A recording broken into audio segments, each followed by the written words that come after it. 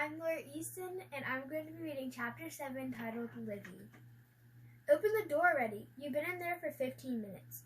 It's taken me 10 minutes of talking to the closet door to convince Bob to take off his soaking wet chicken suit and change into something dry. And now he won't come out.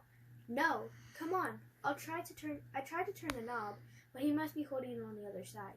No, come on. Bob doesn't answer at first. Then he says, "You do not say please very often, do you?" He sniffs. Old Livy did not like to say please either. He's right. I don't like to say please. I don't mind the polite please, like when you want someone to pass you mashed potatoes, but I don't like the begging kind of please. Please, I say. I'm considering it. Pretty please? How bad can it be?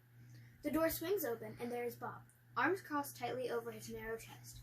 He is wearing my old tutu and looks smaller in the tutu than he did in the chicken suit. It's not so bad. At least both your feet are still attached, I say. It was this or the bathing suit, he says. I probably would have gone with the bathing suit. That tutu looks itchy. Maybe you can get me something else to wear when you go into town tonight. Bob's eyes shine. In grand soap operas, someone is always going into the shops. I'll try, but it might be hard to get my mom to buy me something in your size. He looks at me. One side of the tutu sticks up in a funny way, like it's been pressed up against the closet wall for the last 5 years. That plus Bob's dead serious look makes me want to hug him, but I don't. Suddenly, Bob smiles. Do you have time for chess? You play chess? He nods. Your dad taught you and you taught me. A little wiggle in the back of my head tells me he's right. I said, I'll set up the board, Bob says, running into his closet. I've been practicing by myself. I mean, technically, it's always been me against Mr. Monkey, but I make all of his moves for him. Who usually wins? He scratches his head. That's the other thing. We only have the white chess pieces, so we share them. And I always forget whose pieces are whose. I wish I could find the black ones. Black chess pieces? I say. I know where they are. You do? Bob does a little jump, which is really cute, because of the tutu. Don't just stand there. Get them! When I get into the kitchen, Gran is standing by the window reading a letter and frowning. You've been up in your room a lot, she says, switching to a smile. Everything all right?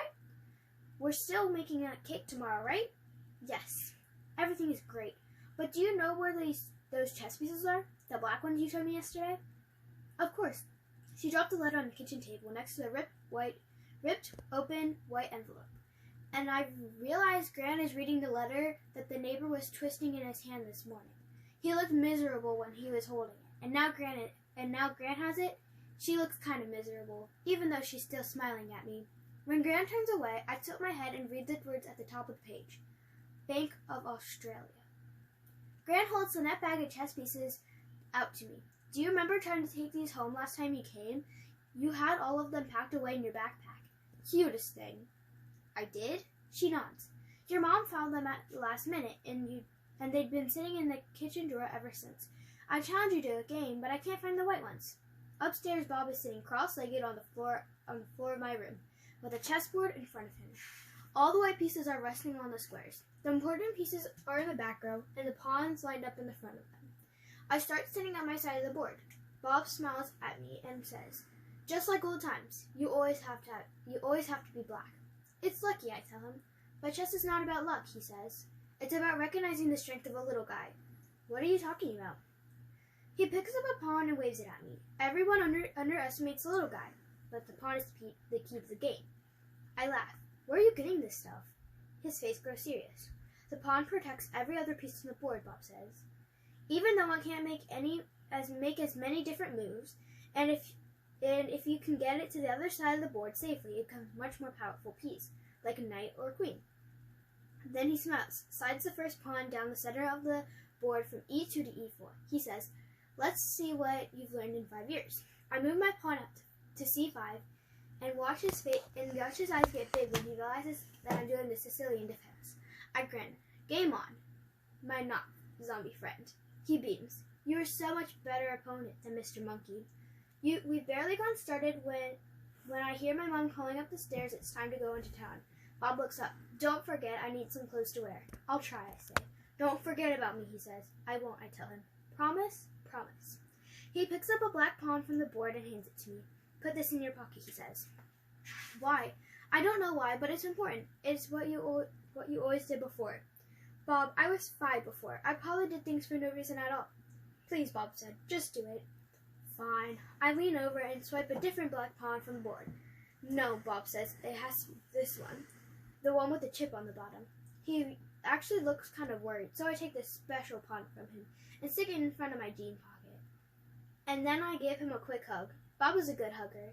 His arms go around my middle, and he looks up at me with these eyes that remind me of Joni, our neighbor's German Shepherd back home. Sometimes when I'm sitting on my porch, Joni comes over and puts her chin on my knee and looks at me just like Bob is doing now. Mom calls her Lonely Joan, but I don't think Joan is lonely. I think she just has a way of knowing when a person needs cheering up. I pat the pocket with the chess pawn in it. I'll be back soon, Bob, as soon as I can. Then I'll finish beating you at chess. I thought town would be a big place like ours at home, with coffee shops, stores, restaurants, and maybe a movie theater. But Grand's town turns out to be one street, with a stretch of stores on one side and the road and nothing but dirt and dead grass on the other. We start at one end and go slowly, shopping at each and every shop, where Gran introduces us to whoever is behind the cash register. Beth Ann did her 4 o'clock crying in the car, so she's smiling now, and even willing to be passed over to over the counter and held by whoever is there. Do we have to go to every single place? I whisper to Mom in the wool shop. Yarn is boring. Yes, we do, she says. Gran is showing us around to her people, showing the baby around more like. I cheer up a little when the 3rd store turns out to sell clothes, because I wanted to go into a clothing store. I know I did, even though I can't remember exactly why. Can I get something? I asked Mom. Maybe, she says. Show me what you want. But I can't remember what I bought. I look around at all this stuff. It's nothing fancy. Just different kinds of t-shirts and a few handmade things in baskets. I can't even remember why I wanted to come here in the first place. It's like I'm reaching for something in my brain that isn't there anymore. And then Mom says the baby needs her diaper changed right now, and we're leaving the store before I can figure it out. I wait with Gran while Mom changes the baby in the back of the car. Gran keeps looking across the road at the field of brown grass. It's cut very short. Back at home, I love walking on cut grass with my bare feet. But this grass looks like it would hurt to walk on. When Mom gets back with Beth Ann, we start moving faster because it turns out a few of the stores have shut down. Gran stops in front of each one and tells Mom when it went out of business. The bookstore closed last summer. Miss Penn, who used to run it, is living next to nothing now. She always knew what book I needed to read. The antique shop closed just a few weeks ago. Who has money for knickknacks these days? I perk up when we walk into what Gran calls a lolly shop. There's candy in big jugs all over the place. Thank goodness people can always find some change for something sweet. The lady behind the counter hugs Mom and holds her arms out for the baby, and calls to me that I can pick any 3 things I want. I walk slowly from bin to bin, taking a square, caramel, and a clear wrapper because caramels are my favorite. Then a sour cherry ball because they last very long. And I'm still thinking about the 3rd thing I should pick when the lady calls out, "Ooh, I moved the licorice. It's in the corner now." And she points. I hate licorice. Why is she telling me where the licorice is? I kind of smile at her and keep walking. Chocolate, gummy frog. Don't be shy, she calls. I know it's your favorite. Mom is smiling at me in a funny way because she knows I hate licorice. We both know that the lady behind the counter must be mixing me up with someone else's granddaughter who probably visited a long time ago. But now that Mom is looking, I'll have to do the polite thing and take one, which means no chocolate and no gummy frog. No charge for those, the lady says happily when I have all 3 pieces in my hand. The caramel, the sour cherry ball, and the dreaded licorice. But Grand Nicholas insists on paying for the candy. Put those in your pocket for later, Mom tells me the second we step outside. No candy until after dinner. We finally get to the town's one restaurant at the end of the street. It's really just a square room full of square tables, each one covered with a white paper tablecloth that hangs down on the sides. There's a little drawer of loose crayons on each table. Mom gives a loud whoop and hugs the waitress hello for a long time. Then the girl about my age comes to the swinging door with a basket of bread, which she puts down on a table. I don't suppose you 2 remember each other, Gran says, smiling at the girl and at me. We both get shy. The waitress says to me, I've still got your drawing up, you know. My drawing? Mom says, oh, how wonderful, let me see. She rubs my back as we all walk toward one of the walls. which I know is covered with crayon drawings on tablecloths. I hang only the best, the waitress says, but now I'm wondering if maybe she's not the waitress. Maybe this is her restaurant. And maybe the girl standing next to me is her daughter. She points to the rectangle of paper that's pinned to the wall with 4 blue tracks. I glance at the other drawings on the wall. Some of them are really good. This one, not so much. It's baby stuff. A picture of a farm, 2 stick-figure girls with curly lines and hair and a bright pink and purple triangle dresses. Yellow sun and green grass, the usual. Look at that delicious green grass, Gran says. The waitress looks up at Gran. Dad told me that the letter came in our place by accident. She says, it was from the bank. The twisted envelope, that twisted envelope. These are Gran's neighbors. Gran says, never mind that letter. My family is here, and tonight we're celebrating and nothing else. Livy, did you see who drew this gorgeous work of art? She points near the bottom where it says Livy in big blue letters and Sarah in purple ones. I look at the girl again. She must be Sarah. She's not looking at the picture. She's looking at her feet. Remember the weekend you two spent together? The waitress asked me. Sarah spent a day with you at your grand's, and the next day you both came here to help me out. Sarah asked about you for the longest time after you left. When's Livy coming back? When's Livy coming back? I glance at Sarah and see that her face is all red. Well, hi again, I say. Hi, she whispers. Gran and I walk... Gran and Mom walk over to our table and get the baby all set up in her bundle chair, which is her favorite place to sit, drool, and play with her fingers. It feels better with Sarah as soon as the adults stop staring at us. It's weird you drew this, I say. I don't remember doing it. Me neither, she says. Even though I see it every day, it's kind of cute. I look at the drawing again.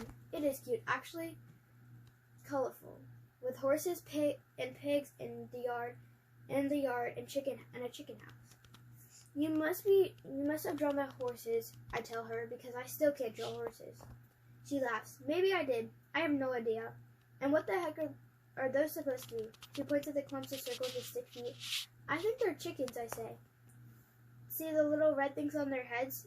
As I look more closely, I see that one chicken, unlike the others, has a carefully colored green face.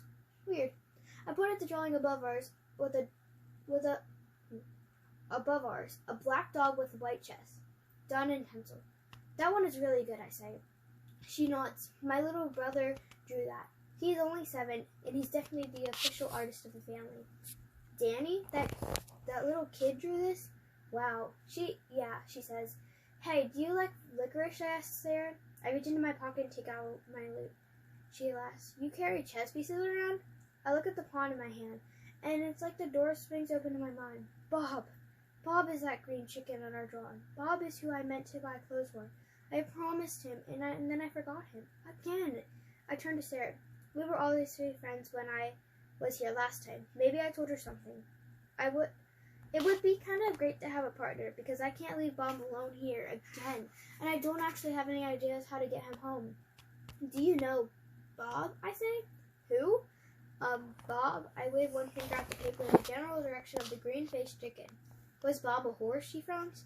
I hate to tell you this, but he might be gone now. Some people had to ship their horses off because of the drought. Oh. I'm really sorry, she says. And then our moms call us to the table to decide what we wanted for dinner. Can I run back to the store with the clothes? I asked Mom. I just remembered what I wanted. I'll be right back. What? No, we're eating now, Livy.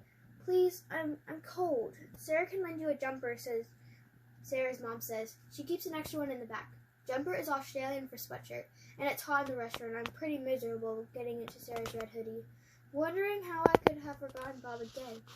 I stick the pawn in one pocket, along with the candy Sarah and I didn't have a chance to sneak. Sarah takes the chair next to mine. She doesn't shout anymore, and in fact she talks a lot. We're the only customers in the restaurant except for the one older couple at a table in front of the window. I guess that means business isn't too good. Our moms start telling stories about crazy stuff boys in their class used to do. And Sarah and I kept laughing. It cools off as it gets later, and I'm happy for the sweatshirt. Our moms take about 100 pictures of us. After dinner, Sarah and her mom walk us back up to our car road up the road to our car, and Mom asks if I still want to get something in the store. A t-shirt or something? It's not too late if you want to look. I shrug and look at the store window as we pass by. Did I want a t-shirt? Why did I want a t-shirt? Mom says the candy was for afternoon, and this is afternoon. I reach into my pocket and come out with caramel and sour cherry ball and licorice and a chess piece, a black pawn. The name comes back to me in a flash, Bob, and then I realize I've forgotten all about him again. Hey, Sarah says, you never told me about the chess piece.